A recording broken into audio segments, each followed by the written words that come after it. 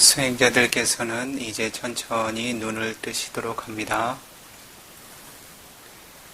자신의 고요한 마음이 산만하게 흩어지지 않도록 고요한 마음을 잘 유지해 나가도록 합니다. 그와 같이 고요하고 집중되어 있는 마음으로 법문을 듣게 되면 자신에게 더 큰 이익과 지혜들이 생겨날 수 있을 것입니다. 자세를 편안하게 고쳐 앉으셔도 좋습니다.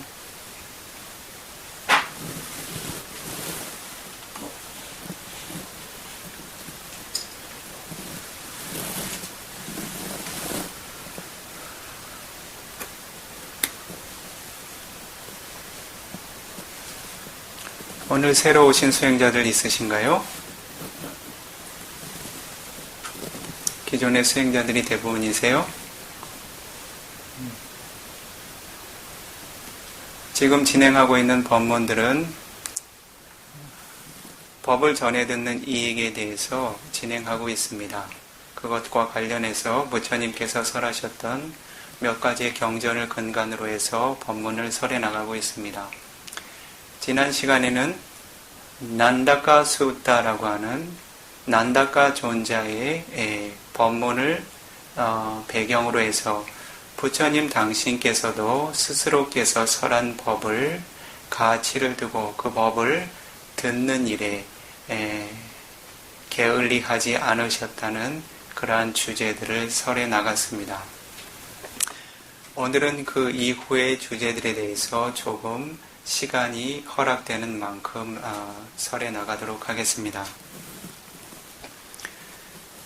전에 간략히 설명한 것처럼 이 법문의 전체적인 주제는 어떠한 경전에서 오는가 하냐면 소타누가타 수타라고 하는 경전입니다. 소타, 즉 귀라고 하는 대상에 아누가타, 거듭거듭 도달해 오는 법에 관한 경이라고 하는 것입니다. 즉 법문을 거듭 전해 들음에 관한 경이라고 이야기해도 좋을 것입니다. 그 경의 배경에 대해서도 서두에 간략하게 설명한 바가 있었습니다. 부처님 시절에 어떠한 비쿠들의 무리는 자신이 배워둔, 자신이 실제로 통찰해서 경험하고 깨달은 법이 아니라 그저 경전을 통해서, 법문을 통해서 배워둔 법들을 익히고서 그 법이 자신에게 부족하다고 여기고 더 이상 수행하거나 법문을 들으려고 하지 않는 종류의 비쿠들이 있었습니다. 이러한 이들에게 생겨나는 장애라고 하는 것이 바로 마나라고 하는 것입니다. 자신이 알고 있는 것에 대해서 과대평가를 하는 것입니다. 지나치게 여기고 심지어는 부타의 가르침마저도 소홀하게 여기고 그것의 가치를 인정하지 않습니다. 그것은 부처님의 시절 때나 지금이나 마찬가지입니다. 어찌 보면 수행자들 모두에게 마음 한 곳에 자리 잡고 있는 가능성이 있는 생겨날 가능성이 있는 분명한 장애 요소라고 보아도 좋을 것입니다. 부처님께서는 그러한 비쿠들이 그들의 장애를 제거하고 법문을 바르게 전해 들어서 깨달음에 이를 수 있도록 설하신 법문이 바로 소타누가타 수타라고 하는 경입니다. 왜냐하면 부처님께서는 그 비쿠들이 열애가 세존께서 설하시는 법을 바르게 전해 들었을 때 그 법을 듣고 빠른 시간 안에 아라하타 마카 팔라라고 하는 아라한 도와 과를 쉽게 얻을 수 있는 공덕을 지니고 있었다는 것을 알고 계셨기 때문에 그랬습니다. 만약에 그들이 지니고 있는 교만을 꺾지 못하고 그들이 지니고 있는 교만을 지닌 채 그것을 내어놓지 못하고 계속 출가자의 생을 살았다면 그들에게 깨달음은 생겨나지 않았을 것입니다. 부처님 시절 때에는 깨달음을 이루는 존재들이 두 가지 형태로 드러납니다. 첫 번째 종류는 깨달음을 얻을 수 있고 그렇지 못한 종류가 있습니다.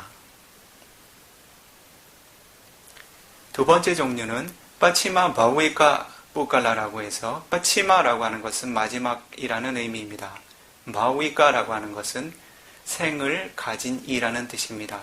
즉 빠치마 마지막의 마와 생을 이까 가진 뿌깔라 존재들 즉 자신의 업이 부족하게 채워져서 그 당시에는 아라하타 마카팔라라고 하는 아라한의 도화과를 성취 못해서 범부의 영역에 있거나 범부의 영역에 머무르게 된다 할지라도 그 존재는 어찌 됐든 그 생 안에 반드시 깨달음을 얻게 되는 종류의 업을 지닌 형태의 존재들입니다. 부처님의 상수 제자들이 대부분 빠치마 마위가 부갈라입니다. 그들은 이 생에 아라하타 마카팔라를 성취하지 않으면 절대 임종을 맞이하지 않습니다. 그러나 다른 한 종류의 아라한은 그가 적절한 조건을 만나면 아라한이 될 수 있지만 적절한 조건을 만나지 못하면 아라한이 되지 못하는 경우도 있습니다. 그렇기 때문에 부처님께서는 그러한 종류의 존재들을 만나면 반드시 법을 설하셨습니다. 왜냐하면 그러한 존재들이 부다가 출현했을 때 법을 전해 듣지 못하면 그 이후의 생애들은 보장할 수가 없기 때문입니다. 비록 그 생에 아라한이 될 수 있는 훌륭한 공덕을 지니었다 하더라도 그들이 지니고 있는 아위자라고 하는 무명, 마나라고 하는 교만을 마지막 임종의 의식으로 지니고서 임종을 맞게 된다면 그 이후에는 그들이 법을 전해 들을 수 있는 기회는 매우 드물어집니다. 그들이 그 생애에 성인의 도화과를 이루고 심지어는 아라한이 될 수 있는 훌륭한 공덕과 지혜를 갖추었다 하더라도 바라미를 지녔다 하더라도 그들이 법을 공손하게 전해 듣지 못한 이유로 그들은 범부로서 혹은 번뇌의 마음을 지닌 범부로서 생을 마감하게 됩니다. 그렇게 되면 그 이후에 생애들은 보장할 수가 없게 되고 그 다음 부다가 출현할 때까지 어떻게 이야기하면 그들에게 깨달음은 생겨날 수 없습니다. 부처님께서 그런 존재들의 공덕을 보실 때는 반드시 법을 설하셨습니다. 그렇기 때문에 부처님께서 그들에게 법을 전해 들을 수 있는 마음의 자세를 가질 수 있도록 또 다른 법문을 선행해서 설하신 것입니다. 수행자들께서는 부처님께서 지니신 연민심을 간접적으로 경험할 수 있으실 것입니다. 세간의 어떤 스승도 법의 가치를 알지 않고 법을 전해 듣고자 원치 않는 이들, 바람이 없는 이들에게 일부러 법을 설하는 이들은 매우 드물 것입니다. 그것이 실제로 맞는 말은 맞습니다. 법을 전해 듣기 원하지 않는 이들에게 법을 설한다면 그것은 큰 이익을 가져다 줄 수 없습니다. 오히려 그것은 시간을 낭비하는 일이고 오히려 그들이 법을 더 낮게 여길 수 있는 그러한 그릇된 결과만 가져다 줄 수 있습니다. 그러나 부타께서 지니신 특별한 공덕, 즉 다른 모든 스승들이 지니고 있는 공덕과 비교할 수 없는 한 가지의 공덕이라고 하는 것은 아누타로 뿌리사 담마 사라티라고 하는 공덕입니다. 부처님의 공덕이 몇 가지가 있지요? 9가지. 그래요. 한 가지씩 해볼까요? 숫바까라.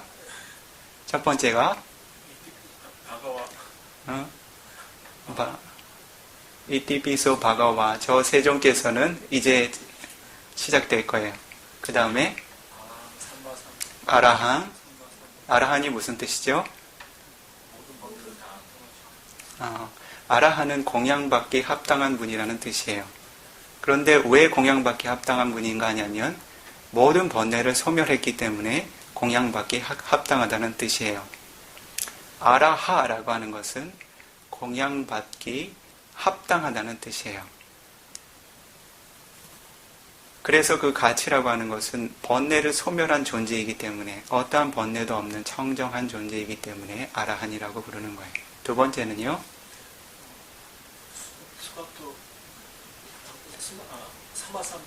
삼마 삼부토.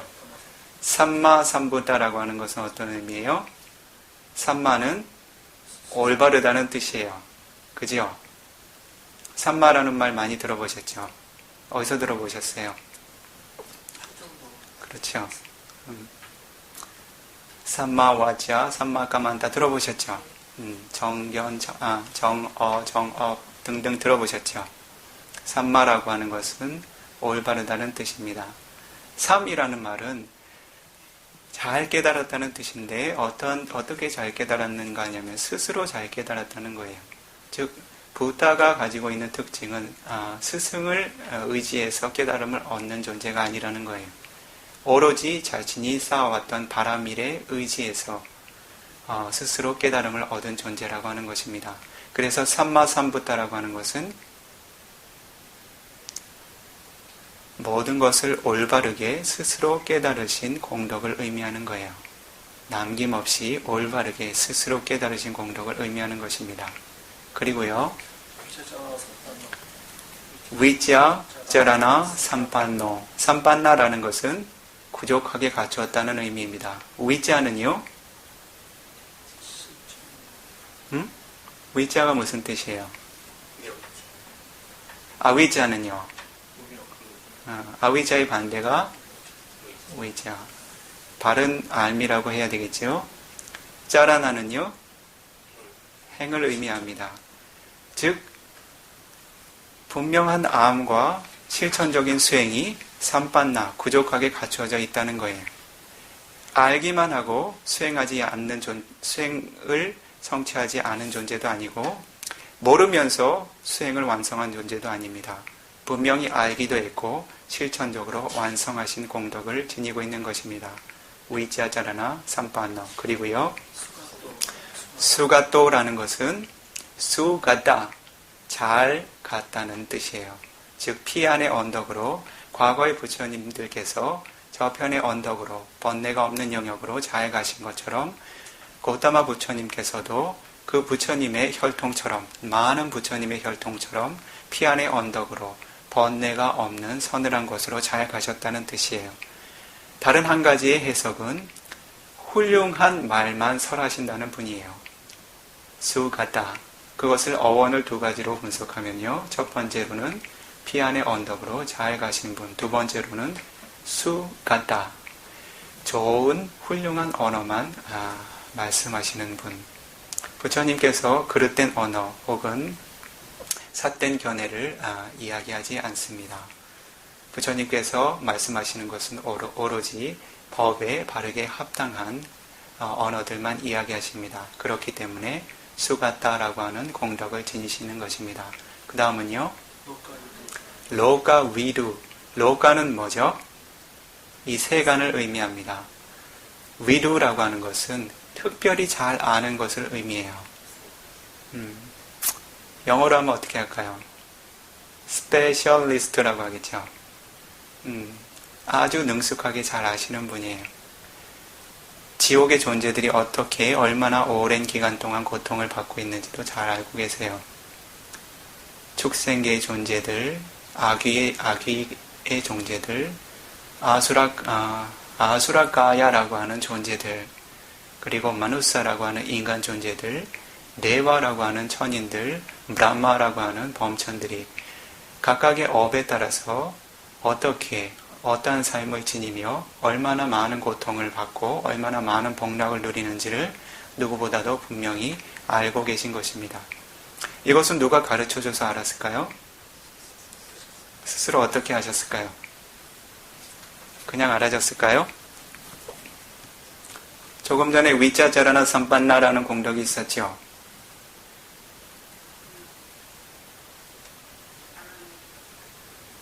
어떻게 하셨는가 하냐면 바로 짜라나라고 하는 수행을 통해서 하셨어요. 어떤 수행이요?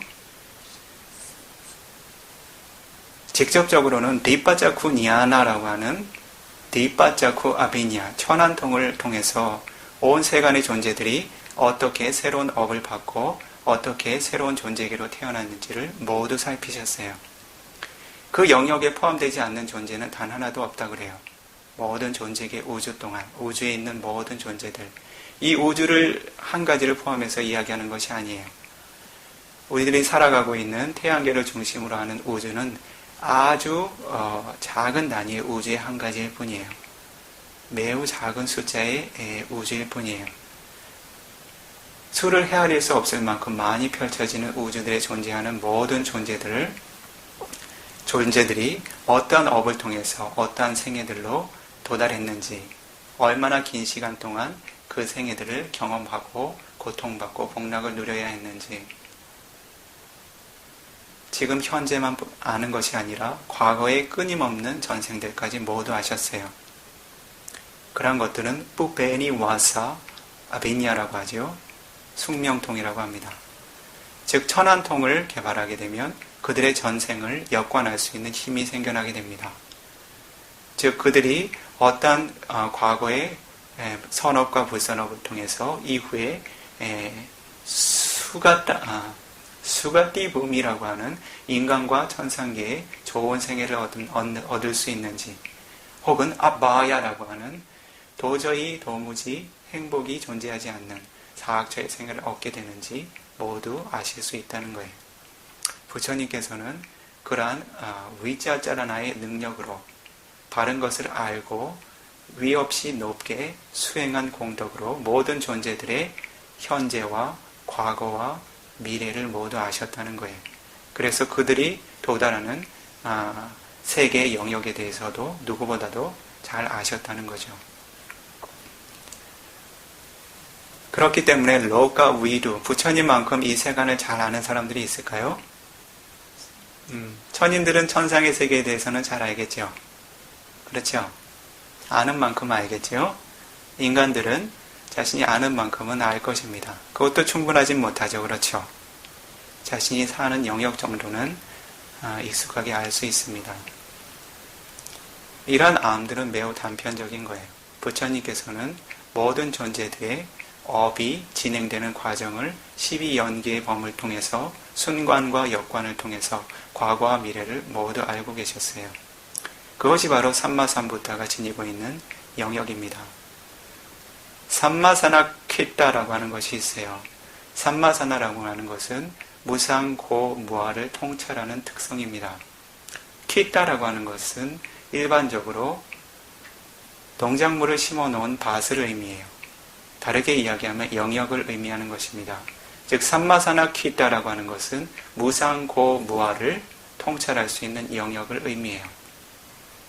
일반적인 수행자들은 자신의 내면의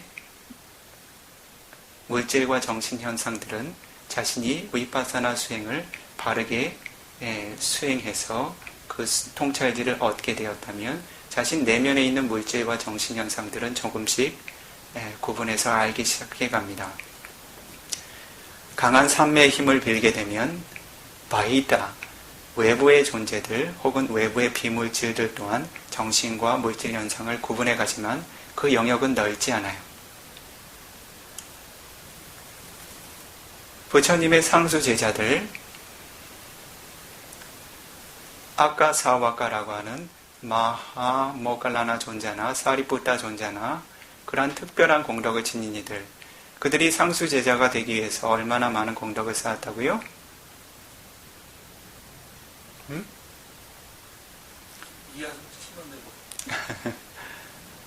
일 아상카야, 1아승 직업과 10만 개의 까빠, 10만 개의 우주가 생성하고 소멸하는 과정 동안 바라미를 닦았어요.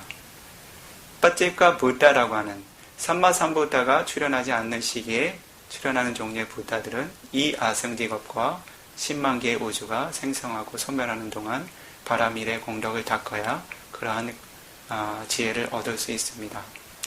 이와 같이 오랜 시간들 동안 수많은 헤아릴 수 없는 생애들을 거듭하면서 10가지의 바라밀을 닦아나간 존재들이 지닌 지혜의 영역도 어느 영역에 머무르는가 하냐면 잠부디파라고 하는 한 대륙, 즉 그 당시에 부처님 시대 당시의 세계관을 중심으로 이야기하면 부처님께서 출현하셨던 지역을 인간계의 중심으로 여긴다면 잠부디파라고 하는 것은 그 중앙의 하나의 대륙을 의미합니다.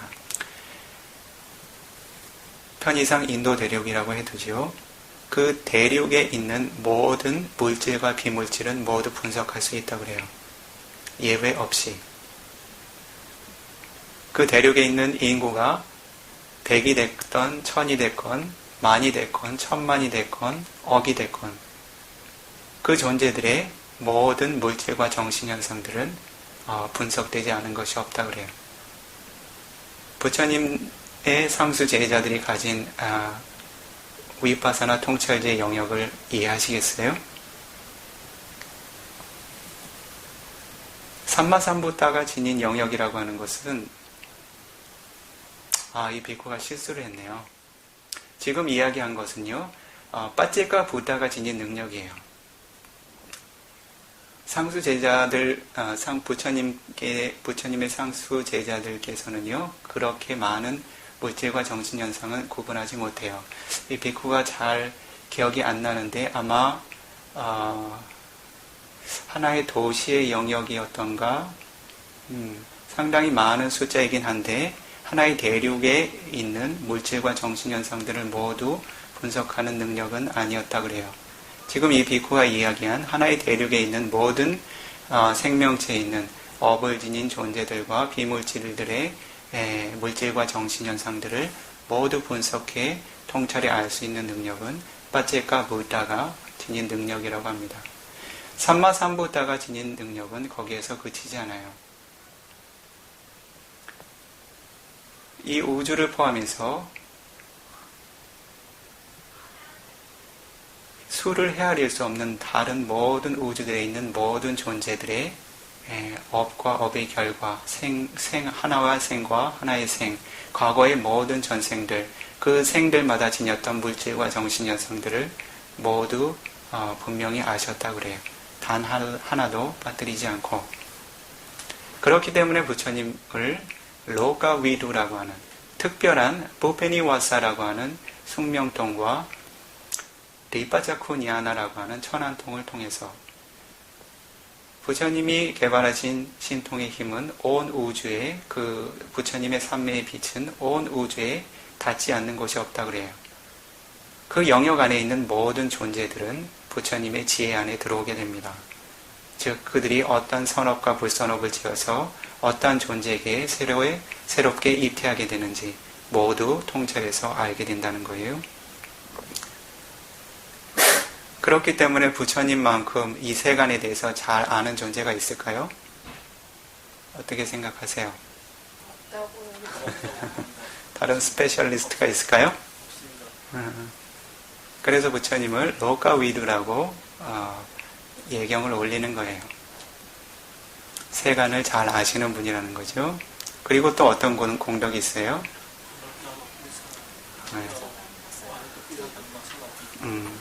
아누타로 뿌리사 담마사라티. 아누타로라고 하는 것은 위 없이 높으신 분이라는 뜻이에요. 근데 어떤 영역에서 위 없이 높으신 분이라고 해설이 되어 있는가 하냐면 뿌리사 담마사라티. 뿌리사는 인간들이죠. 담마라고 하는 것은 여러분들이 일반적으로 이야기하는 법은 아니에요. 법은 담마라고 해요. 여기서 이야기하는 것은 담마입니다. 담마와 담마 차이가 느껴지세요? 철자의 차이가 있어요. 다른 언어예요. 담마라고 하는 것은 훈계 받아야 한다는 의미예요. 즉 훈계가 필요하다는 의미예요. 아직 충분히 다듬어지지 않았다는 뜻이에요. 그래서 뿌리사 담마라고 하는 것은 훈계 받아야 마땅한 인간이라는 것입니다. 즉 지혜롭지 못한 인간, 번뇌가 뿌리 깊게 자리 잡고 있는 사람들을 뿌리사 담마라고 불러요. 사라티라고 하는 것은 어떤 의미일까요? 라타라고 하는 것은 예전에 마차나 전차를 의미합니다. 마차나 전차를 보통 말 2마리가 이끌게 되죠. 사라타라고 하는 것은 바로 사라티라고 하는 것은 바로 마차를 훌륭하게 이끄는 마부라고 해야 되나요? 조련사를 의미합니다. 즉 말 2마리가 균형을 이루어서 훌륭한 속도로 잘 달릴 수 있도록 조련할 수 있는 그런 능숙한 조련사를 의미해요. 다시 이야기하면 뿌리사 남마 사라티라고 하는 것은 무슨 의미일까요? 훈계받아야 마땅한 존재들을 훈계함에 있어서 매우 능숙함을 지닌 존재인데 얼만큼 능숙하냐 하냐면 아누따로 비교할 수 없이 능숙하다는 거예요. 일부의 주석에는 아누따로라고 하는 공덕을 하나, 뿌리사 담마 사라티라고 하는 공덕을 하나, 두 가지로 구분하기도 해요. 그렇게 하면 부처님의 공덕은 10가지가 됩니다. 그런데 주된 해석은 아누따로 뿌리사 담마 사라티, 즉 훈계받아야 마땅할 존재들을 훈계함에 있어서 위 없이 높으신 분이라고 인식하고 해석을 하는 것이 주류입니다. 이 비쿠가 이야기하고 싶은 것은 이것이에요. 부처님께서는 인간과 천신들을 제도함에 있어서 누구보다도 비교할 수 없는 훌륭한 공덕을 지니고 계셨어요. 왜 그러셨을까요? 왜 그렇죠? 그 존재들에 대해서 가장 잘 알고 계셨기 때문에 그래요. 특별하게 어떤 것을 알고 계셨냐 하면 오근이라고 하나요? 빤인드리아라고 하는 기능들이 있어요. 이것은 빤자, 인드리아. 빤자는 5가지, 인드리아, 통제하는 기능이라는 뜻이에요. 이 두 가지가 합성이 되면 어근의 접두어, 접미어의 변화가 생기면서 빤인드리아라고 새로운 언어가 형성이 됩니다. 즉 5가지 통제 기능이라는 뜻이에요. 5가지 통제 기능이 무엇이죠? 첫 번째,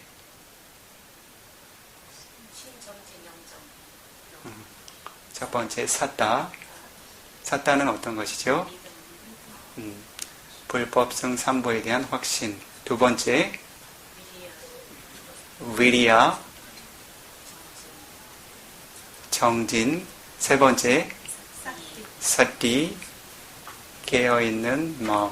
네 번째, 사마디, 삼매, 마음 집중. 5번째, 빠냐, 지혜.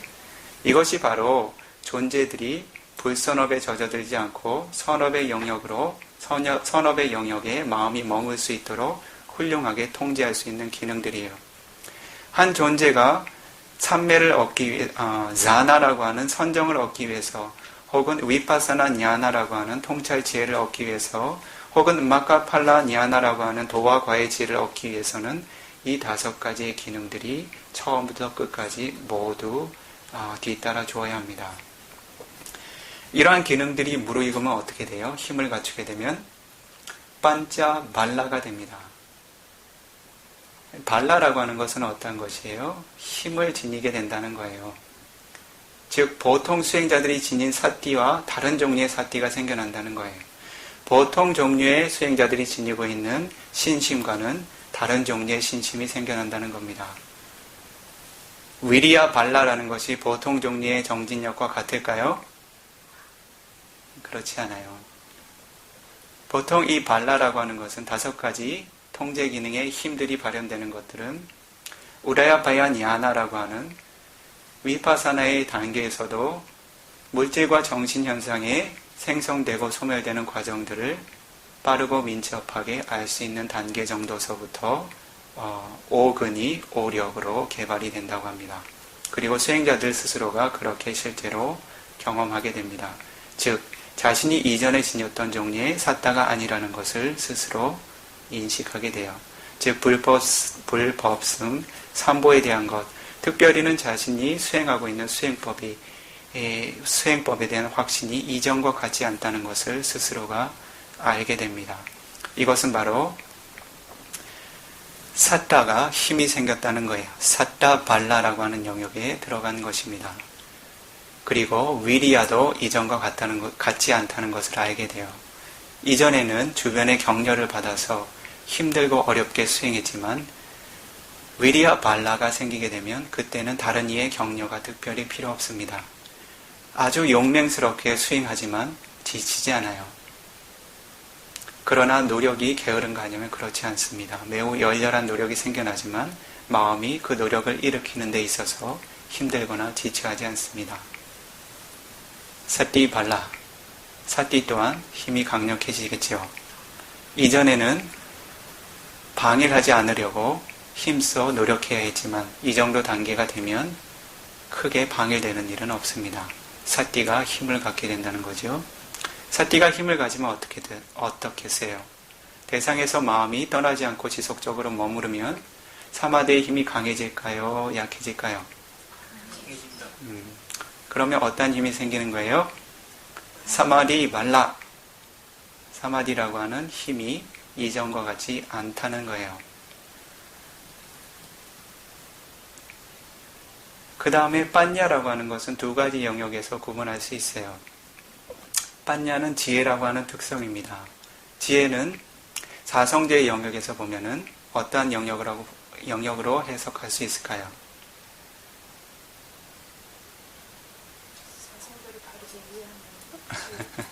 네. 사자라고 하죠. 사자는 분명하게 아는 거예요.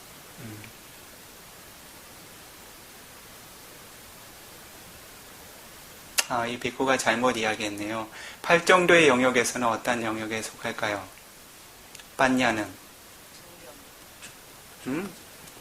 정견이죠. 삼마데이티. 지혜를 의미하는 말이 여러 가지가 있잖아요. 8정도에서는 삼마데이티라고 합니다. 그리고요, 옥은 오력에서는요, 빠냐라고 하죠. 위파사나의 영역에서는요, 니아나라고 합니다. 그렇죠? 그 모두가 지혜의 요소들이에요. 정신적인 핵심이라고 하는 것은 모하가 없는 특성이에요. 그것은 아비담마의 분석적인 영역입니다. 즉 삼마디티라고 하는 바른 알미 이전과 다르다는 거예요. 힘이 생기면요. 사마타를 수행하는 수행자들에게는 어떨까요? 사나 삼마디티라는 것이 생겨나요. 즉 선정에 대한 바른 알미 생겨납니다. 이전에는 이것이 선정인가 아닌가 남한테 물어봐야 알고 그런가 아닌가 이것이 표상인가 아닌가 어떻게 했어요? 그런 마음이 자리 잡고 있다면 그것이 분명한 삼매의 증거일까요? 그렇지 않아요. 자나 삼마디티라고 하는 분명한 암이 생기게 되면 자신이 수행하고 있는 주제의 표상이라든지 아니면 그 대상을 통해서 생겨나고 있는 자난과 선정의 요소들에 대해서 확신이 생기게 돼요. 왜냐하면 그것에 대한 삼마디티, 분명한 알미 생겼기 때문에 그것을 바로 자나 삼마디티라고 합니다. 위파사나를 수행하는 이들에게는 어때요? 다른 누구에게 가서 이것이 물질과 정신현상을 바르게 본 것입니까? 라고 이것이 나를 바르게 안 것입니까? 라고 정말 그렇습니까? 라고 물어봐야 하는 종류는 분명한 알미 생긴 것이라고 해야 할까요? 실제로 물질과 정신현상들을 바르게 볼 수 있는 힘들이 생기게 되면 위파사나 삼마디티가 생겨나게 돼요. 위파사나는 뭘 의미해요?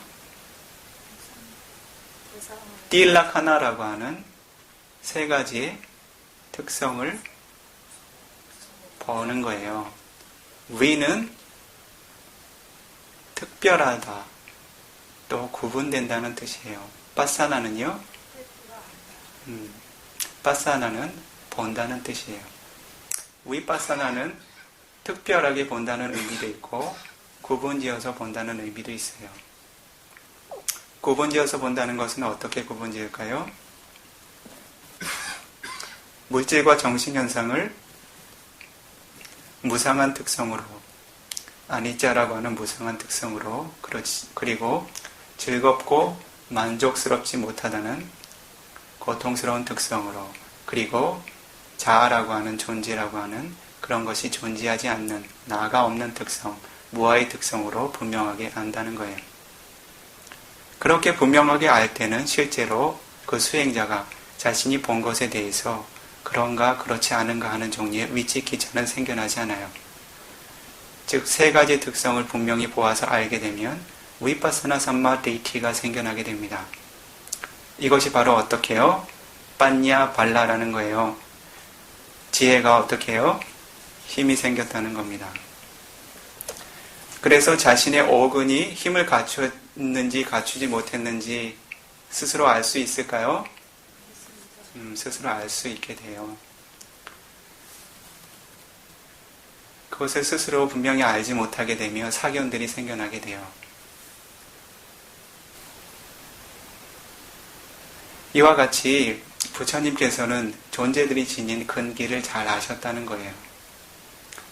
그들의 신심이 얼만큼 개발되어 있는지, 그들의 정진력이 얼만큼 에너지를 쏟아낼 수 있는지, 그리고 그들의 사티가 얼만큼 예리할 수 있는지, 지속적일 수 있는지, 그들의 삼매가 얼만큼 확고부동한지, 그들의 지혜가 얼만큼 분명하고 명쾌한지, 그런 것들을 분명히 아셨다는 거예요. 그렇기 때문에 존재들을 이끌기에 가장 능숙하고 능숙한 존재라는 공력을 지니게 되신 거예요. 즉 법문을 듣기 싫어하는 이들이 있다 하더라도 세간의 사람들은 어떻게 했어요? 듣기 싫으면 그만두시지요. 그렇게 하고 말겠지요. 그런데 부처님께서는 그렇지 않으세요. 그들이 지니고 있는 근기를, 공덕을 정확하게 통찰해서 보십니다.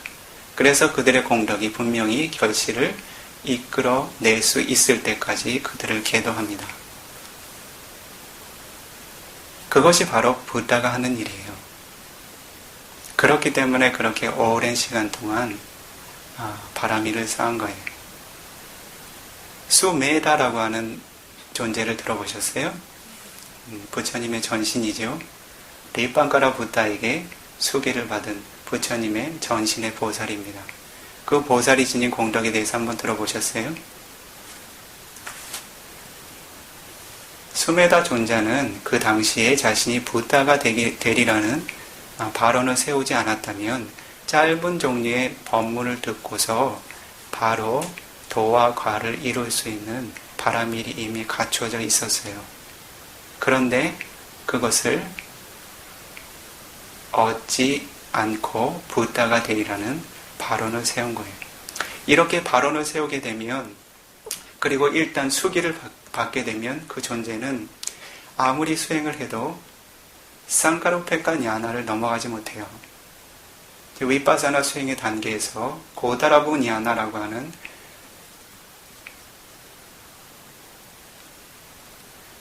범부와 아리아 성인의 경계를 짓는 그 영역의 최상점의 위파사나의 지혜에 도달하는 상카라라고 하는 조건적인 현상에 대해서 평정을 이루어서 볼 수 있는 지혜 단계에서 그 이상으로 가지 못해요.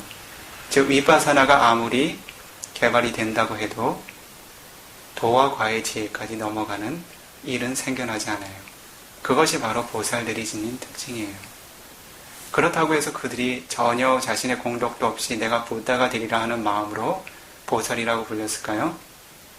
그렇지 않아요. 부처님께서는 수기를 받기 이전에도 이미 5가지 아비냐, 신통을 갖추시고 8가지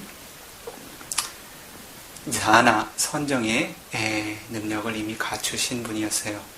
그리고 위파사나를 관찰하는 수행의 방법을 전에 듣기만 하면 그 생에 모든 수행자 일을 맞출 수 있는 잘 준비된 수행자였어요. 그런데 부처님께서는 이와 같이 훌륭한 공덕과 능력을 지닌 훌륭한 남성이 나 스스로의 이익만을 위해서 해탈하는 것은 큰 가치가 없다라고 여기셨어요. 그것이 바로 부다가 지니는 종류의 마음이에요. 부다의 전신들이 지니는 마음. 자신이 지니는 어떠한 공덕도 없으면서 내가 부다가 되리라고 확신하는 종류의 것하고는 달라요. 여기도 보살들이 많이 계시죠? 보살들께서 실제로 많은 이익들을 돌려줄 수 있기를 바라요. 이 존재계. 이와 같이 부처님께서는 모든 존재들을 제도하기 위해서 그와 같이 특별한 노력들을 쌓아오셨다는 거예요. 자신 스스로가 지닌 능력뿐만 아니라 다른 존재들을 제도할 수 있도록 또 다른 오랜 생애들을 감내해 가셨다는 거예요. 그렇기 때문에 존재들을 제도함에 있어서 능숙하지 않으면 안 되겠죠. 어떻게 했어요? 그리고 그렇게 오랜 세월 동안 그렇게 그 부다의 가치를 이루기 위해서 노력해 오셨는데 법문 듣기 싫으면 그만두라지 하고 내버려 두면 어떻겠어요? 그 동안의 그 공덕이 가치를 발휘할 수 있을까요? 그렇지 않아요. 부처님께서는 깨달음을 얻을 수 있는 가능성이 있는 존재였다면 어디든지 가셨어요. 고타마 부처님 같은 경우에는 이 베쿠가 유치해본 바로는 굉장히 바쁘셨어요. 왜냐하면 고타마 부처님께서는 인간계의 그 생애가 가장 짧은 시기에 부다로 출연하셨어요. 인간 존재들이 지니고 있는 대표적으로는 계행의 공덕에 의해서 그 수명에 차이가 생겨요. 지금은 인간들의 수명이 점점 줄어드는 우주의 시기예요. 즉 5개가 점점 무너지게 되면 인간들은 점점 수명이 짧아지게 돼요. 언제까지 짧아지게 되냐면 약 10세까지 짧아지게 돼요. 최대 수명이요. 그때가 되면 약 7세가 되면 이미 성인의 몸을 얻게 돼요. 그리고 그때 그 아이를 출산할 수 있는 능력을 갖추게 됩니다. 그런데 그때가 되면 인간들은 매우 작고 보잘것없는 몸을 지니게 된다 그래요. 지금의 우리가 하찮게 생각하는 무짐승들처럼 매우 하찮은 몸을 지니게 된다 그래요.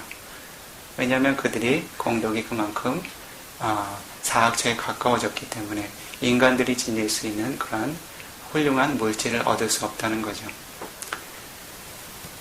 부다가 출현하는 시기는 인간의 수명이 100세까지가 가장 최하위의 계층이에요. 즉 100세 이하로 평균 수명이 내려가게 되면 부다는 출현하지 않아요. 왜냐하면 그때가 되면 인간들의 무지가 너무 깊어지기 때문에 부다가 출현해도 큰 의미가 없다고 그래요. 그들이 법을 이해할 수 있는 그러한 자질을 갖추지 못하기 때문에 그런다 그럽니다. 어느 정도 가늠하실 수 있으시겠지요? 지금 시대에도 이 바른 법을 전해 들었을 때 이해할 수 있는 이들이 얼마나 된다고 생각하세요? 많을 것 같으세요? 그 국소수에 포함되어 있으니 한 가지는 기쁜 일이죠. 그리고 수명이 긴 쪽으로 다시 넘어가게 되면 10만 년까지 인간의 생애들이 길어지면 그때까지 부다가 출현할 수 있어요. 인간계의 수명은 아상케야, 그 수명을 아유카파라고 하는 수명을 숫자로 계산할 수 없을 만큼 수명이 길어질 수 있다고 그래요. 그때가 되면 인간들은 사범행의 마음이 그들의 의식을 기본적으로 자리 잡고 있기 때문에 그들은 인간계의 인간들이지만 인간의 몸을 얻고 태어났지만 실제로는 범천들과 크게 다르지 않다 그래요. 이 우주가 처음 생성이 됐을 때 이 우주에 인간계에 태어났던 그런 인간들은 누군가 창조한 것이 아니라 바로 브라마라고 하는 범천들이 그들의 수명이 닿을 때 인간계로 내려오게 돼요. 근데 그때의 인간들은 지금의 인간들하고는 달라요. 범천들과 크게 다르지 않는 물질과 정신현상을 갖게 돼요. 그리고 그들의 수명도 범천들과 또 같이 매우 길어져. 아상케아라고 하는 숫자를 헤아릴 수 없는 수명을 몇 년이다, 몇십 년이다, 몇백 년, 몇천 년, 몇만 년이라도 몇만 년이라고 헤아릴 수 없는 정도의 수명을 지닌다 그래요. 부탁에서는 너무 수명이 긴 시기에 출현하게 되면 인간 존재들이 무상한 것에 대해서 자각을 하지 못한다 그래요. 그리고 마라나라고 하는 자라라고 하는 늙음에 대해서 마라나라고 하는 죽음에 대해서 그것이 뭔지 잘 모른다 그래요. 왜 그렇겠어요? 주변에 늙고 죽는 사람들이 없다는 거예요.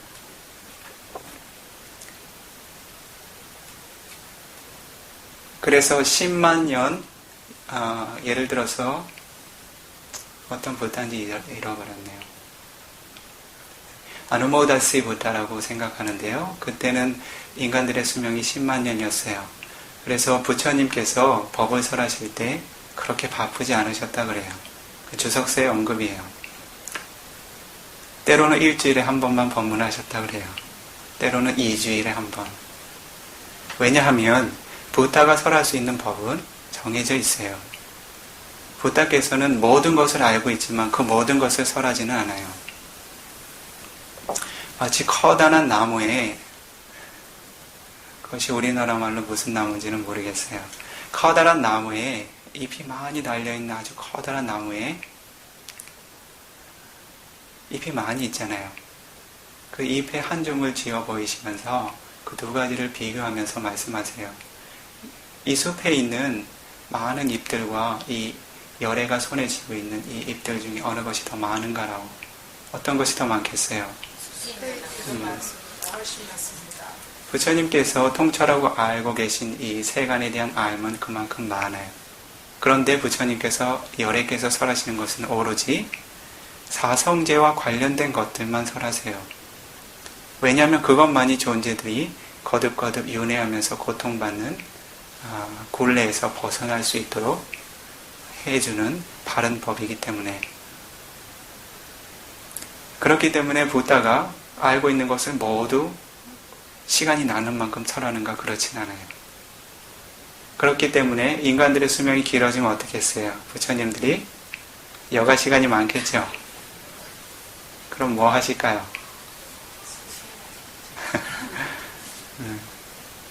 니로다 사마파티에 들어 계시는 때가 많다 그래요. 정멸에 들어가 있는 때가 많다 그래요. 왜냐하면 아라한들은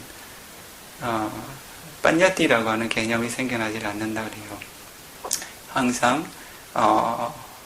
항상 물질과 정신현상의 소멸들만 보게 된다 그래요. 만약에 부다가 어떠한 존재를 이것이 존재라고, 사람이라고, 안 한다요 라고 부를 때에는 일부러 안 한다라고 하는 존재, 뿌깔라산냐라고 하는 것을 일부러 일으켜야 된다 그래요. 그래야 안 한다라고 인식한다 그래요. 그래서 모든 순간들마다 그렇게 소멸만을 경험해야 되기 때문에 어떻게 했어요? 그 소멸만 보는 것이 지루해질 때가 있다 그래요. 그것들이 아라한들이 느끼는 지루함이라 그래요. 그런들이 보통의 사람들이 여기는 감각적인 욕망들을 거듭 취해서 느끼는 종류의 지루함하고는 달라요. 그런 것들은 불선업의 마음이죠. 도사몰라지이타라고 해서 지루함은 어떤 마음이에요? 성냄의 뿌리를 두는, 불만족의 뿌리를 두는 마음이에요. 다른 감각적인 대상들, 더 좋은 것을 보고 싶고, 다른 더 좋은 것을 듣고 싶고, 더 맛있는 것을, 색다른 맛을 맛보고 싶고 한데, 어떻게 했어요? 똑같은 것만 계속 취하면 어때요? 짜장면이 아무리 맛있어도 삼시세끼 일주일만 드셔보세요. 어때요? 그러한 종류의 지겨움일까요? 그렇지 않아요. 물질과 정신현상이 소멸하는 그 자체가 조건지어진 현상이기 때문에 그마저 고통으로 여긴다는 거예요. 그래서 물질과 정신현상의 흐름이 정지된 상태를 바라는 마음으로 니로다 삼마빠띠라고 하는 정멸에 들게 돼요. 이것은 아나함이라고 하는 성인, 아라한이라고 하는 성인, 상위 계층의 두 계층의 성인에게만 가능한 일이에요. 그런데 고다마 부처님께서는 어떠세요? 경전에 보면 밤낮이 없으셨어요. 수면 시간도 굉장히 짧았어요. 2-3시간에 불과해요. 밤에는 보통 천신들이 방문을 하죠. 그 이야기는 나중에 조금 언급이 될 거예요.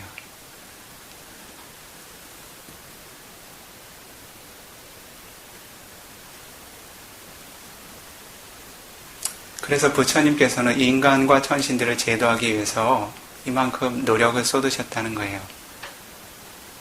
깨달음을 성취할 수 있는 존재들이 있는 장소는 언제든지 시간을 가리지 않고 가셨다는 거예요. 그리고 낮에는 인간들에게 설법을 하고 밤에는 천신들에게 설법을 하고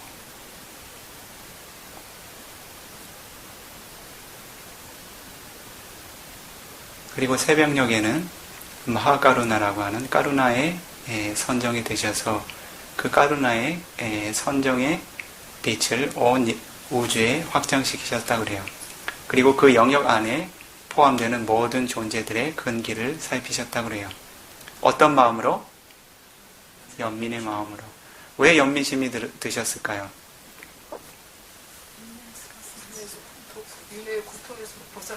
그 존재들을 관하게 될 때 그 존재들이 어떤 업을 통해서 어떠한 생애들이 거듭거듭 반복되고 있는지를 함께 아신다는 거예요. 그렇기 때문에 거듭 태어나야 하고 늙고 병들고 죽어야 하는 존재들을 관하게 될 때 어떨까요? 연민심이 생기지 않을 수 있을까요? 그와 같이 연민심으로, 큰 자애와 연민심으로 존재들을 통찰하게 될 때 그들의 근기가 드러난다는 거예요. 그 존재들 모두에게 설법할 수는 없어요. 특히나 고다마 부처님이 지니셨던 시간은 한계가 있었어요. 인간의 수명으로 45년에 불과해요. 그렇기 때문에 반드시 법을 성취할 수 있는 이들을 우선해서 법을 설하셨다는 거예요.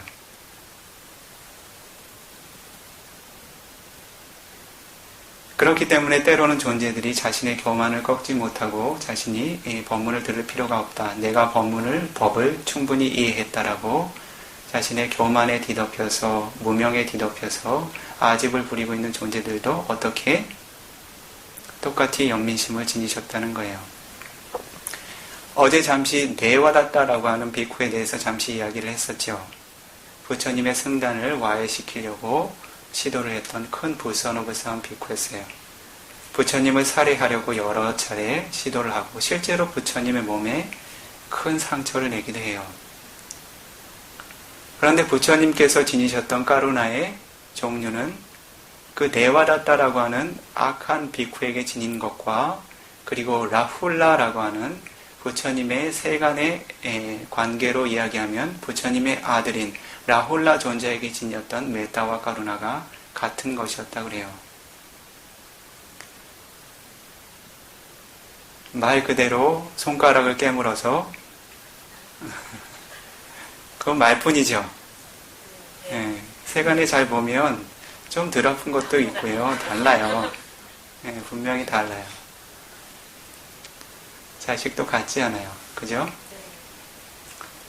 그런데 부처님께서는 다르지 않았다는 거예요. 부처님께서는 오로지 한 가지 시선으로만 보세요. 이 존재가 깨달을 수 있는가 없는가. 그리고 이 존재가 선업의 법을 확장시킬 수 있는가 없는가. 오로지 그것만을 살피십니다.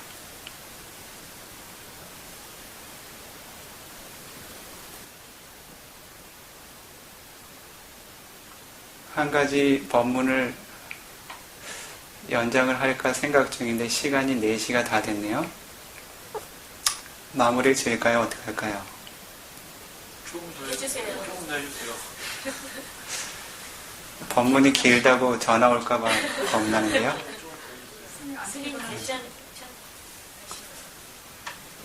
아직은 전화가 한 통도 안 왔는데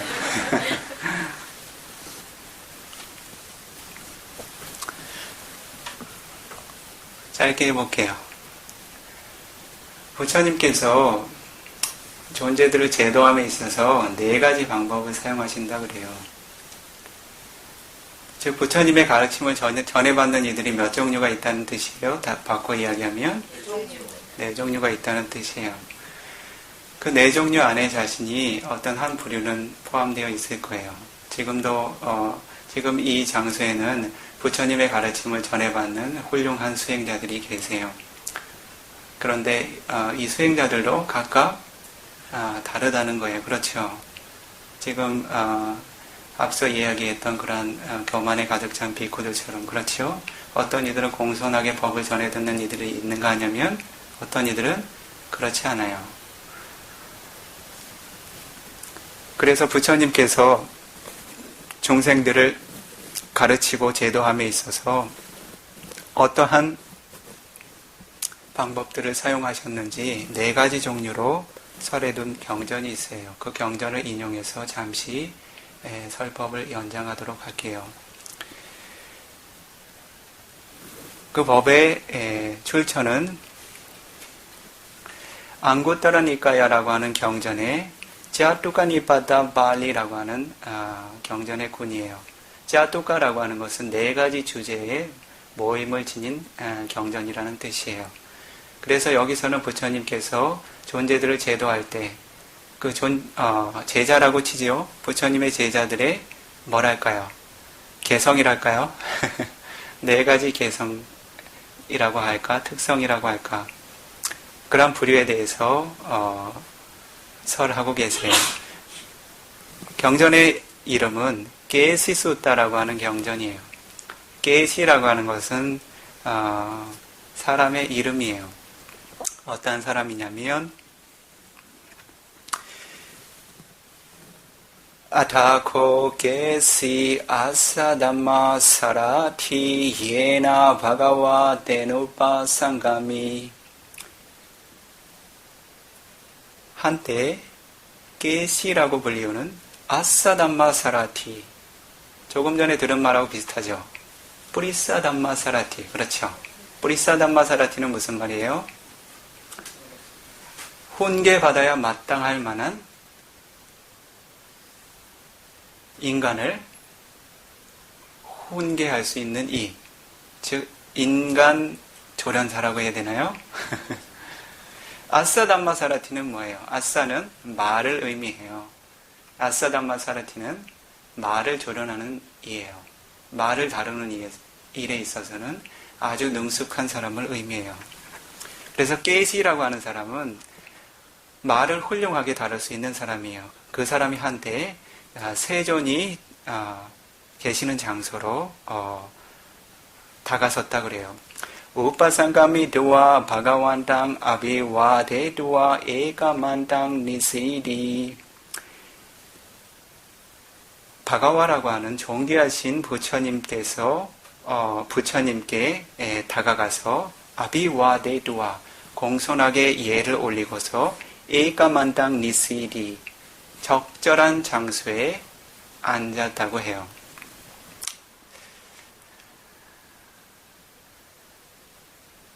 여기 한 가지 이야기를 보충적으로 설명할 게 있는데 할까요 말까요? 네? 본문이 자꾸 길어져서 한 가지 문화에 대해서 짚어가려고 그래요. 시간이 되는 만큼만 할게요. 아비와 데두아라고 하는 것은 공손히 예경을 올리는 일이에요. 그래서 보통은 5가지가 닿는 것을 의미해요. 어디가 닿냐면 양 무릎과 그리고 양 손과 그리고 이마. 예경을 올릴 때는 항상 그렇게 5가지 부분이 땅에 닿도록 자신을 낮추는 것이 좋아요.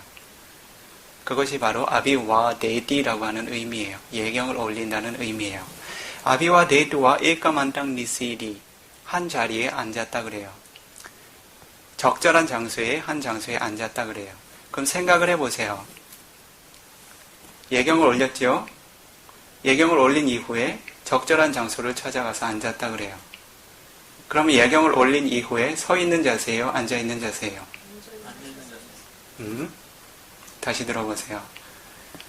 아비와 데두와 예경을 올린 이후에 일까만당 적절한 장소로 가서 니시디 앉았다 그래요. 앉기 이전에 예경 올린 이후에 앉은 자세예요? 선 자세예요?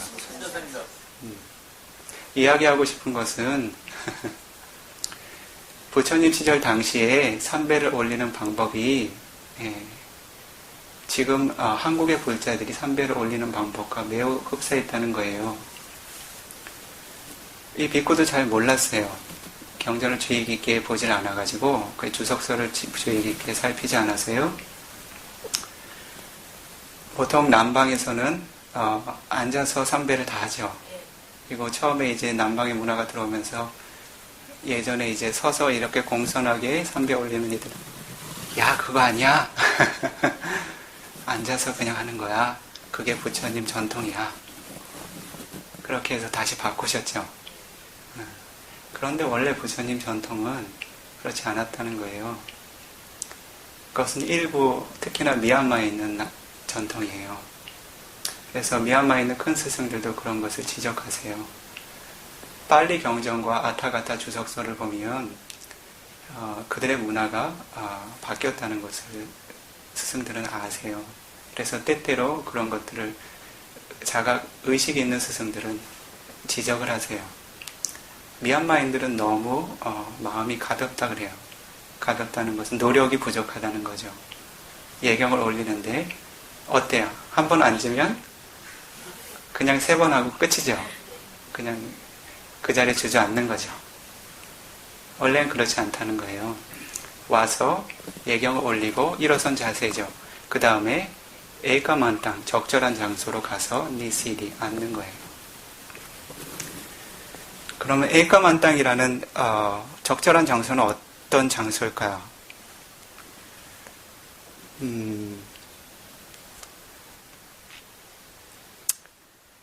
이것과 관련해서요, 이야기를 한 김에, 이 비쿠는 여러분들이 많이 똑똑해졌으면 좋겠어요. 그래서 이 비쿠의 욕심이에요. 그래서 법문을 하면, 이 비쿠가 알고 있는 것들은 많이 함께 공유하고 싶어 해요. 그래서, 예경을 올리는 문화에 대해서 조금 더 얘기를 해보죠. 얘기를 한 김에. 망갈라 수타를 한번 살펴볼까요? 축복의 법이죠. 망갈라 수타 들어보셨어요? 그 시작이 어떻게 돼요?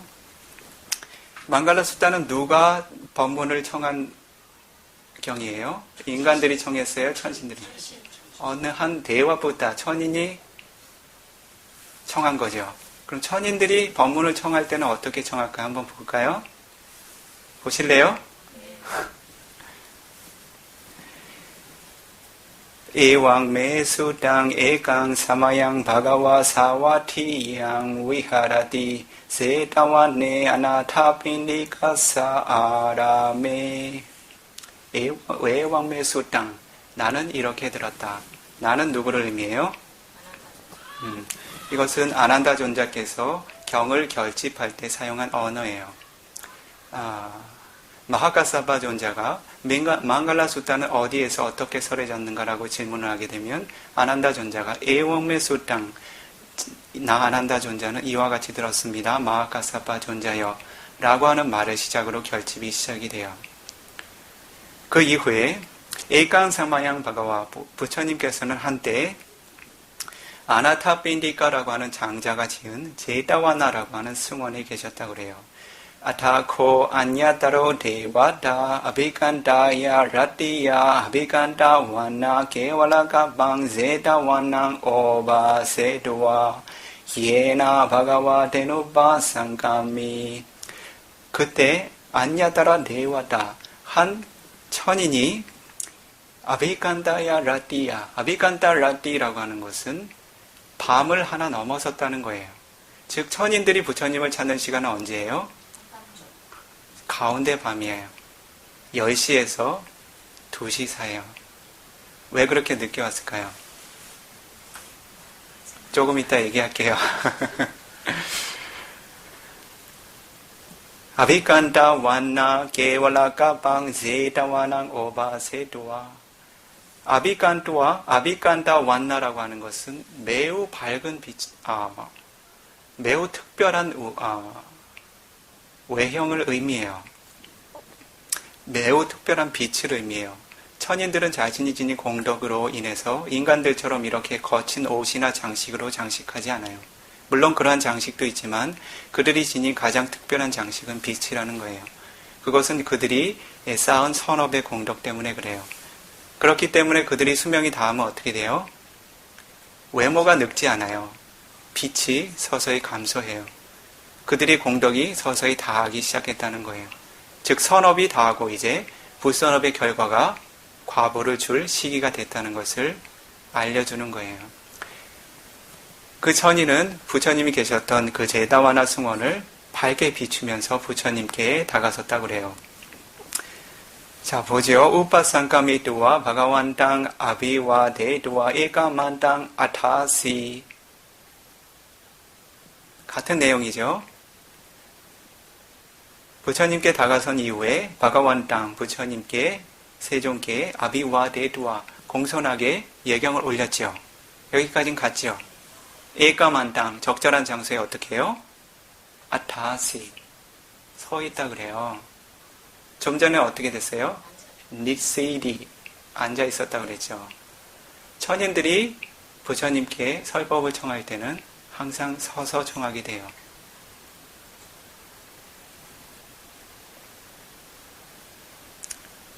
에까만땅 티타 코 티다 코 사 데와다사 바가완땅 데와다 바가완땅 가타야 아자바시. 적절한 장소에 서 있는 그 천인이 부처님께 이와 같이 말을 올렸습니다라고 어떻게 해요? 이 망갈라 숫다가 시작이 돼요. 이것은 천인들이 부처님께 설법을 청하는 대표적인 유형이에요. 여기서 비쿠가 이야기하는 것은 두 가지 측면이에요. 예경을 올릴 때 혹은 부처님이나 승단을 이렇게 그 승단의 비쿠들을 방문할 때 적절한 장소, 에까만땅이라는 것이 어떠한 장소를 의미하는 건지 혹시 알고 계세요? 이 비쿠가 부처님 시절의 문화를 다시 만들어 가고 싶어서 참고적으로 이야기하고 있는 거예요. 부처님 시절의 문화는 굉장히 수준이 높았어요. 뭐랄까, 에티켓이 아주 좋았어요. 그런 자료들을 보면 그들의 몸과 입의 뭐랄까 고요함이랄까 아니면 부드러움이랄까 섬세함 같은 것들을 느낄 수가 있어요. 그런 것들은 부처님에게서도 느껴지죠. 그래서 민갈라 수타 완나나라고 하는 망갈라 수타 완나나라고 하는 망갈라 수타를 열어 보인 아타가타의 한 구절을 보면요. 가탄 티타 바나사 에까만땅 티타 아후디. 이 망갈라 수타에서 에까만땅이라고 하는 적절한 한 장소를 언급했는데 이 적절한 한 장소에 서 있다는 것은 무엇을 의미하는 것인가라고 열어서 설명을 해요. 들어보시겠어요? 나 파차도 나 부라도. 첫 번째는 나 파차도, 뒤편에 위치하지 않는다는 거예요. 그래서 부처님을 아련할 때나 혹은 상가의 높은 스님들을 아련할 때는 어떻게 했어요? 정면 뒤로 가서 앉으면 어떻게 했어요? 적절한 대화가 되겠어요? 목이 많이 아프겠죠? 그 뿌라또, 정면에 마주하고 위치하지도 않는다 그래요. 나뿌라또. 왜 그럴까요? 정면에 마주하게 되면 어떻게 돼요? 시선이 자꾸 마주치겠죠. 그러면 어때요? 대상이 많겠죠. 어때요? 여러분들은 어떤 대상에 마음이 가장 많이 흔들려요? 육문의 대상들 중에서 어떤 대상들이 마음을 가장 빠르게 움직이나요? 이 비쿠는 그렇게 생각을 해요. 그래서 그 시대의 문화는 서로의 사마디를 존중했다는 거예요. 서로가 마주하게 됐을 때 어떻게 해요? 범부들은 대부분 로바와 도사가 생겨나요.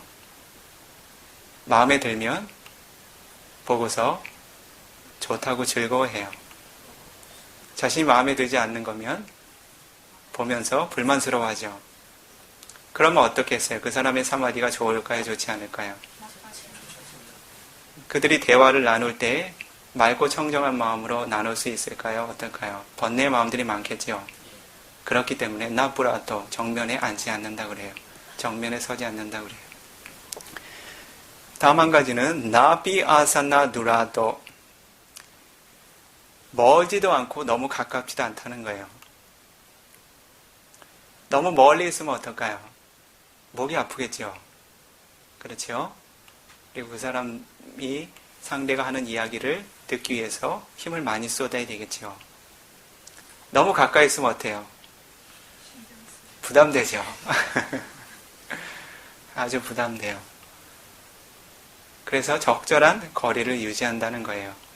목소리가 전달될 수 있는 적절한 거리를 유지한다 그래요. 이것이 세 번째 조건이에요. 첫 번째는 나빠차도 정면 뒷면, 그리고 두 번째는 나뿌라도 앞면 정면, 그리고 세 번째는 너무 멀고 너무 멀지도 않고 가깝지도 않은 곳. 그리고 네 번째는 나까체. 까차라고 하는 것은 뭐예요? 겨드랑이에요. 그래서 겨드랑이 근처에 앉거나 서지 않는다는 거예요. 왜 그럴까요? 이건 비쿠의 생각이에요. 인도에 여행해 보신 경험 있으세요? 음식의 특성인지 모르겠어요. 채취가 많이 나요. 특히 겨드랑이에서. 그래서 겨드랑이 곁에 앉으면 어떻겠어요? 신경이 쓰이겠죠? 그런 이유인 것 같아요. 나같이 어떻게 해요? 겨드랑이 근처에 가까이 가서 앉지 마세요. 이것과 같은 의미에서 노비빠디와데 바람이 부는 장소를 등지고서 앉지 않는다 그래요. 예를 들면 입구가 저기 있죠. 문이 있고 창문이 있죠. 바람이 이쪽으로 불고 있죠. 그것을 막고 앉거나 서지 않는다 그래요. 이것도 다시 한번 생각을 해봤어요. 왜 그럴까요? 그 사람의 채취가 전에 오겠죠. 이 두 가지는 어때요? 상대와 자기를 배려하는 마음이에요. 그들의 문화가 얼마나 조심스러웠는지 생각을 해보세요. 그 다음에는 나자비 오나뚜나데 오나따 우나따라고 하는 두 가지의 말이 합쳐진 거예요. 이것은 오나따라고 하는 것은 오나마라고 하는 뜻이에요. 나마는 기울인다는 뜻이에요.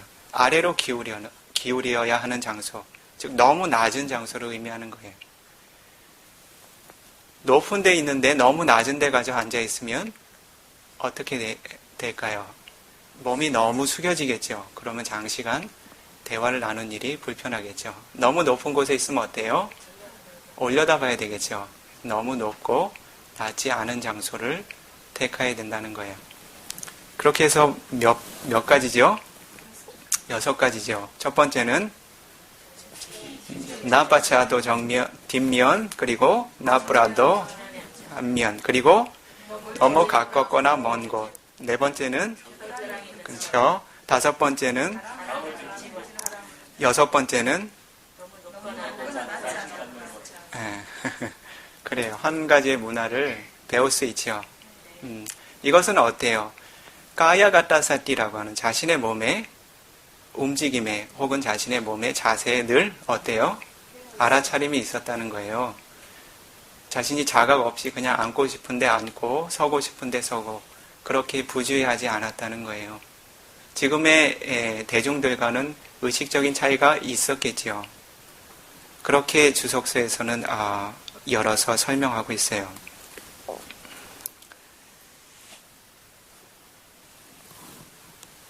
그렇다면 인간 존재들은 법문을 듣기 위해서 오게 되면 자리에 앉지요. 예경을 올린 이후에 자리에 앉는데 천인들은 왜 서서 법문을 들었을까요? 궁금하지 않으세요? 자리가 좁지 않아요. 천인들은 자신의 몸을 아주 작게 만들 수 있어요. 주석서에 보면 바늘 끝이 하나 설 수 있는 장소에 천인들이 5, 10 정도 모여 앉을 수 있다고 그래요.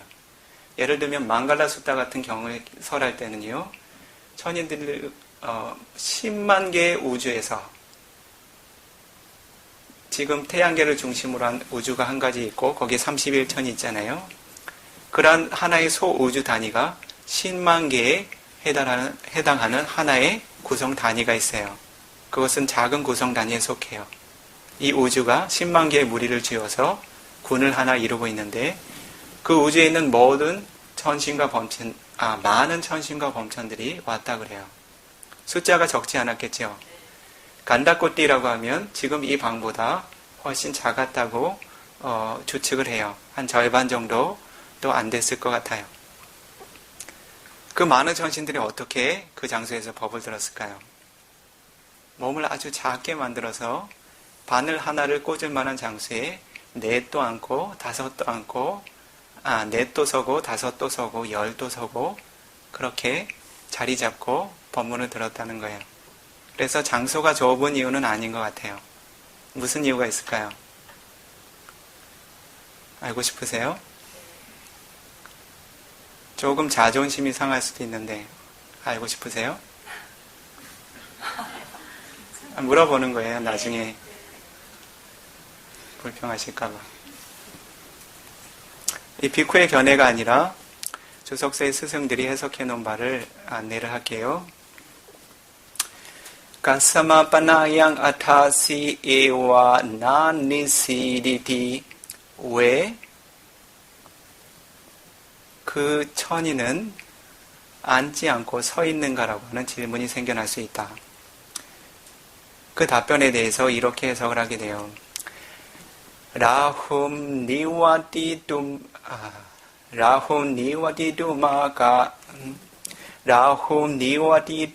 마다야 데와다히 까지 데와 아타와상 빠티자 수지 뿌리소 위야 빠자타낭 마누사 로강 아가찬디. 주된 이유는 라훔 니와디두가 마다야. 라후라는 것은 어떤 거예요? 빨리 돌아가고 싶은 바람이 있었기 때문에 그래요. 앉으면 어때요? 일어나야 되죠. 시간이 좀 걸리죠. 서 있으면 어때요? 그냥 나가면 돼요. 빨리 가고 싶은 바람이, 돌아가고 싶은 바람이 있기 때문에 그랬다 그래요.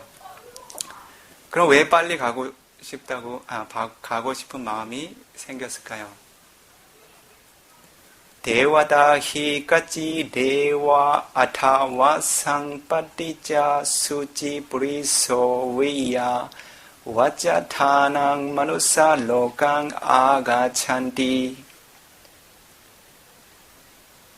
자존심 상해하지 말고 잘 들으세요.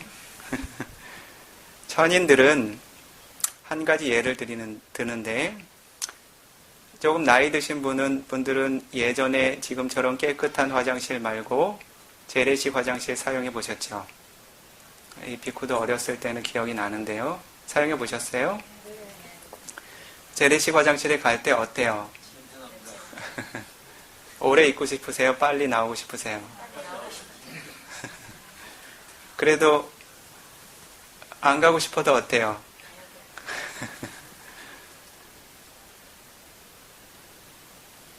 어떤 한 사람은 자신의 필요를 의지해서 수지 뿌리소, 자신이 깨끗한 존재임에도 불구하고 깨끗하다고 생각하는 거예요. 실제로는 그렇지 않죠. 자신의 내면에는 부정한 요소들이 많이 채워져 있죠. 그런데 자신은 나의 몸은 깨끗하고 외부의 물질들은 부정하다고 여기고 있어요. 깨끗한 존재라고 여기고서 와자타낭, 어때요? 와자타나라고 하는 것은 대변을 버리는 장소예요. 나는 깨끗하지만 필요에 의해서 대변을 보는 장소에 갔을 때 어때요? 아가 찬디 위야, 빨리 돌아오고 싶어 하는 것처럼 어때요? 천인들이 인간계에 오게 되면 같은 마음을 지닌다 그래요. 이해하시겠어요? 네. 어때요? 괜찮으세요? 인간으로 태어난 것이 어때요?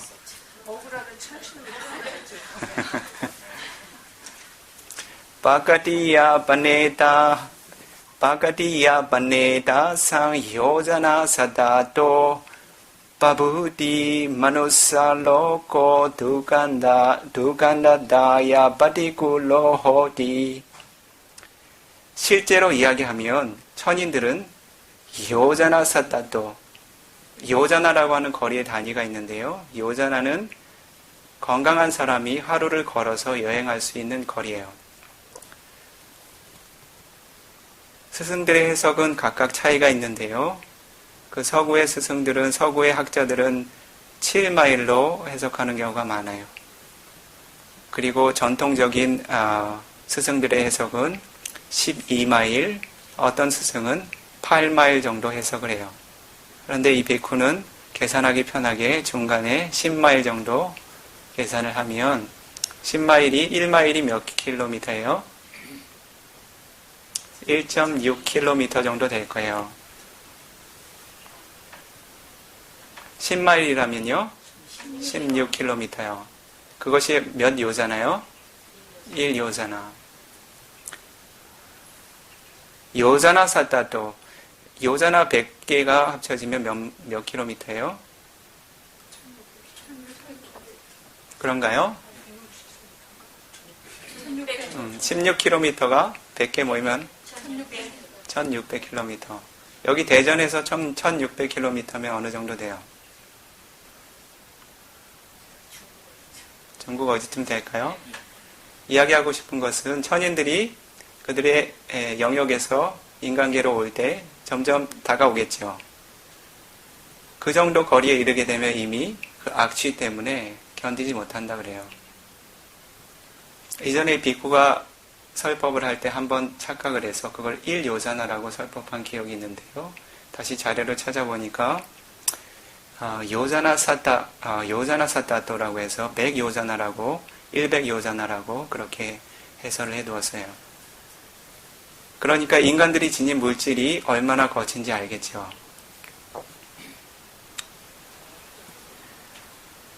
그래서 그 마누사 로카라고 하는 인간계에 다다르게 되면 두깐다, 역겨운 냄새와 역겨운 냄새 때문에 빠띠꼴라, 혐오를 느낀다 그래요.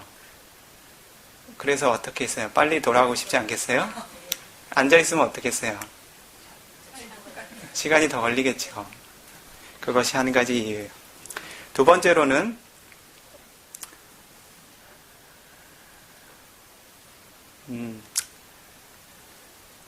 소대와낭 파리사모 나티 타사마비 나 니시리. 파리사마라고 하는 것은 몸의 피곤함을 의미해요. 대화라고 하는 천인들은 행주자와 4가지 자세를 유지함에 있어서 피곤함이 없다 그래요. 아무리 앉아 있어도 서 있는 시간이 길어도 피곤함이 없다 그래요. 인간들이 앉는 이유는 무엇 때문에 그래요? 서 있는 자세가 앉는 자세보다는 힘들기 때문에 그래요. 그런데 천인들에게는 그러한 자세를 유지함에 있어서 힘들고 피곤함이 없었다는 거죠. 그러면 어떻게 했어요? 한 가지의 생애를 얻으면 어차피 늙고 병들고 죽어야 하는 고통은 뒤따르지만 인간의 생을 얻는 것과 천인의 생애를 얻는 것, 두 가지 중에 한 가지를 선택하라면 어떤 것을 선택하시겠어요?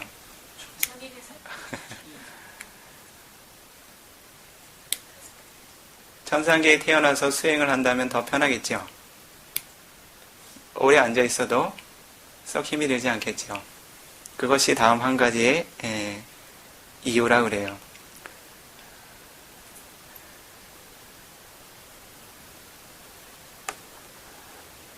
다음 한 가지는 행복하고 너무 좋아서 수행할 마음이 안 난다고 그러는데요. 그것도 한 가지 이유가 돼요. 그것은 내일 이어지는 법문의 답이 조금 드러날 거예요. 예를 들면 자신이 인간계에서 천상계로 태어나서 법을 얻을 수 있는 조건들이 있어요. 그래서 가능하면 좋은 세상에서 좋은 법을 얻으면 더 좋겠죠. 그것은 이 비쿠가 제시하는 방법이 아니라 부처님께서 보장하신 방법이에요. 그것은 조금 있다가 답변이 아마 될 거예요. 다음 한 가지 이유는요. 예자 마하사와가 바가완땅 파리와레 두와티다. 마하사와가라고 하는 부처님의 제자들이 이렇게 부처님을 둘러싸고 있는 경우가 많았다고 그래요. 그래서 그 부처님의 제자들을 높은 마하사와가라고 하는 부처님의 높으신 제자들을 존중하는 의미에서라도 앉지 않았다고 그래요. 나머지 한 가지는요. 아피지아 바가와티 가라웨네나나 니시리 부처님을 존중하는 의미에서도 앉지 않았다고 그래요. 이것은 무슨 의미였는가 하냐면 천인들은 특히나 어떤 천인들일까요? 님마나 라띠라고 하는 천인들이 있어요. 님마나 라띠라고 하는 것은 자신의 마음에 한 가지 바람이 생기면 그러한 바람들이 모두 실현되는 종류의 천인들이에요. 예를 들면 내가 뭔가 먹고 싶다는 생각이 들면 그것이 바로 생겨나요.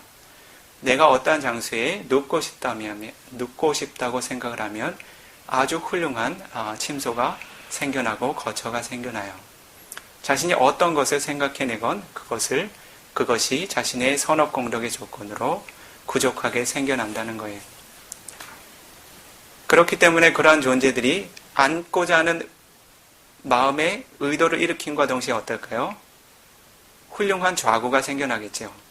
그러면 어때요? 부처님보다 높고 화려한 자리에 앉으면 어떻겠어요? 적절하겠어요? 그렇기 때문에 땅 아니차 마나 니사자야 찌담비 아가드와 에가만땅 아타시 그 천인들은 자신들의 마음에 앉고자 하는 마음이 생겨나지 않도록 주의했다 그래요.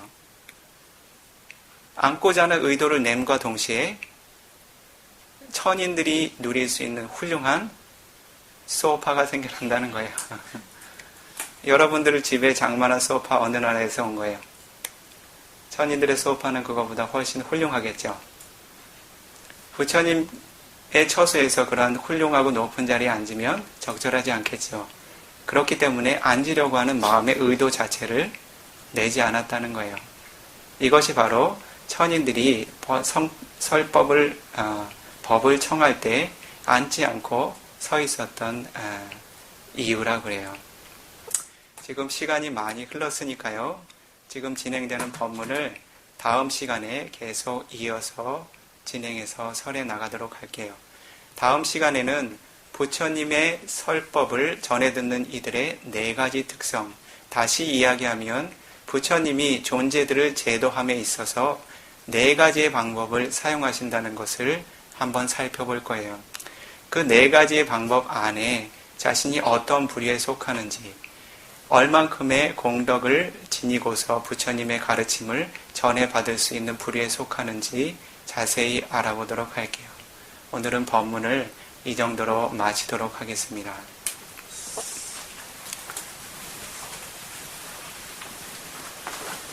이와 같이 바르게 법을 전해들은 공덕을 회양하는 시간을 갖도록 하겠습니다. 여러분들께서 가지고 계신 예불문을요, 22페이지인가요?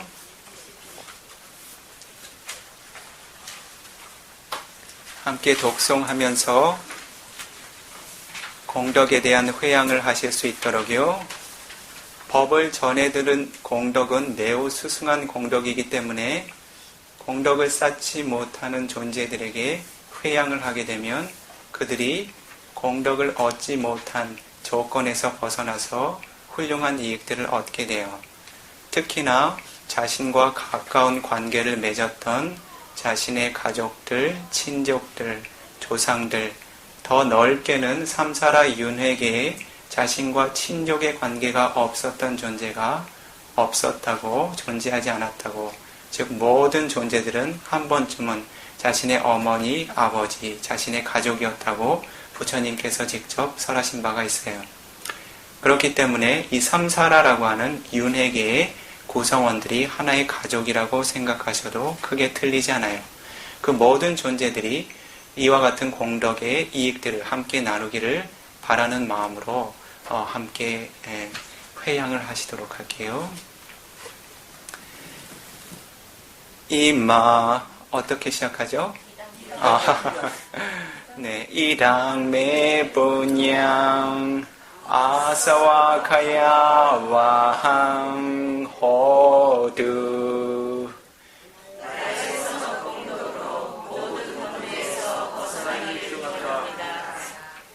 이랑메 분양 니바나사 빠자요 호두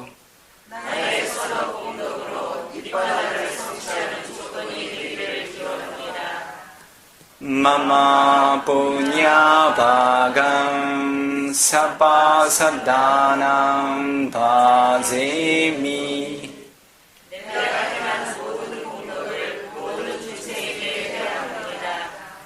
데사베 메사망 punya 라반두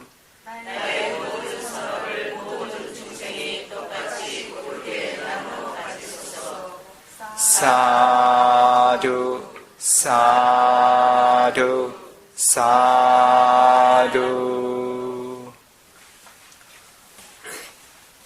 니빠나사 빠짜요 호두 수키 호두.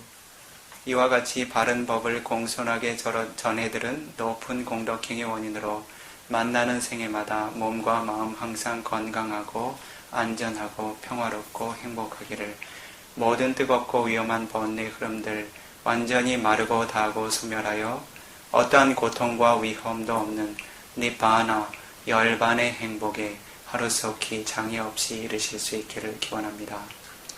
사두 사두 사두